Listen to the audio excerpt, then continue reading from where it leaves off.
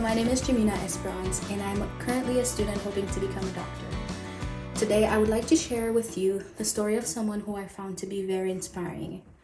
The book is titled The Doctor with an Eye for Eyes, the story of Dr. Patricia Bath, written by Julia Finley Mosca.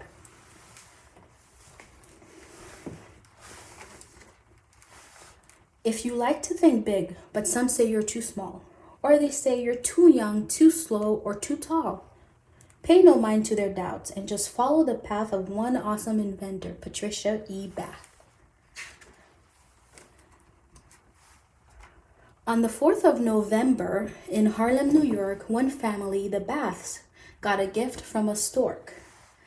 A baby, Patricia, quite clever was she. All the good she accomplished the world would soon see. Now this girl from New York, she loved playing with boys. Her big brother, so thoughtful, shared all of his toys. Every hobby he had, she would copy. It's true. She said anything boys can do, girls can do too. Yet the toy she loved most, she will never forget, was a gift from her mother, a chemistry set.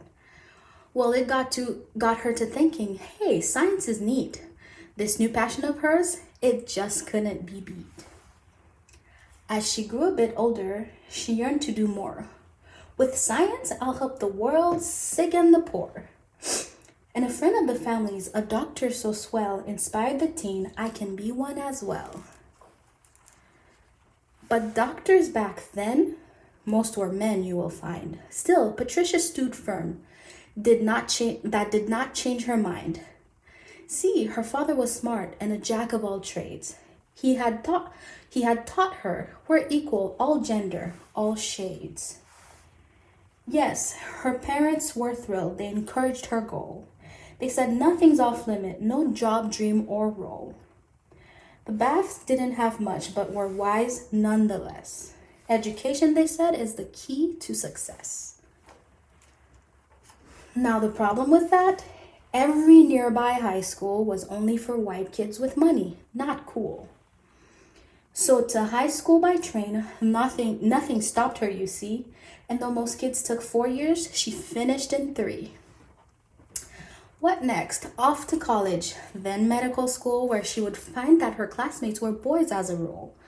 And when girls weren't allowed to sit in the front row, Patricia said, phooey, that won't make me low. All those unfair restrictions did not bring her down. There were more pressing matters and no time to frown. A decision was due, what her focus would be. I've been thinking, she said, I will help people see. Then she studied the eye as an eager intern. Treating hospital patients was what helped her learn. Through her work, she discovered there's something not right. Her black patients were blind 2 times more than white. What has caused this to happen, she wanted to know, in locations like Harlem where money is low. She came up with a plan. We must conquer this plight. The public, she said, must prioritize sight. With this mission in mind, the new doctor went west. At a school near the sea, she spread the word of her quest. She was young, but her knowledge and skill made her wise. She taught hundreds of students to understand the eyes. But it wasn't all cheery. Some things she would fight, like the desk in a dungeon that barely had light. No, thank you, she said. I will need a new placement. 'Cause nobody puts Dr. Bath in the basement. Well, she got that new desk, then she hit a grand slam when she started an eye doctor training program. She would lead it for years, and what makes that so sweet? She'd be the first woman to achieve such a feat. Do you think she stopped there? No, siree, she did not. All her goals to help people, she still had a lot. I'll find better treatments for blindness, she swore. Straight to Europe she went, where she studied some more. In cities like Paris, she learned about lasers. These light beams, she said, will be little eye savers.